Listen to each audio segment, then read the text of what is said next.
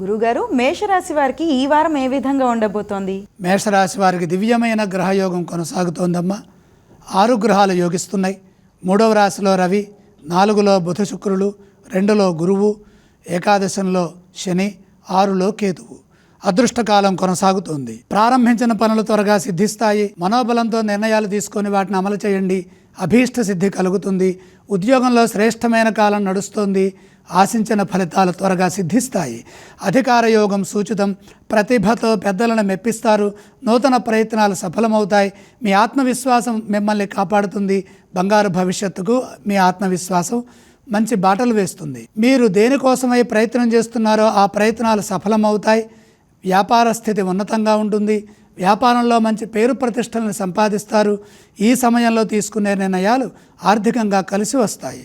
పట్టుదలతో చేసే పనులు కార్యసిద్ధినిస్తాయి. శుభ వార్తలు ఆనందాన్ని ఇస్తాయి. శుభప్రదమైన గౌరవప్రదమైన భవిష్యత్తు లభిస్తుంది.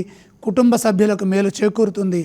అంతా శుభమే జరుగుతుంది అనే విధంగా ఆనందించే అంశాలు కూడా చోటు చేసుకుంటున్నాయి. గురుగారు, మేషరాశి వారు ఈ వారం ఏ స్తోత్రాన్ని పఠించాలి? లక్ష్మీ ధ్యానం శుభప్రదం.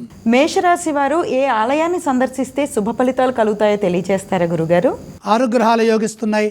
లక్ష్మీ దర్శనం చేస్తే కలిసి వస్తుంది. గురుగారు, మేషరాశి వారు ఏవేవి దానం చేయాలి? దానాలు అవసరం లేదు.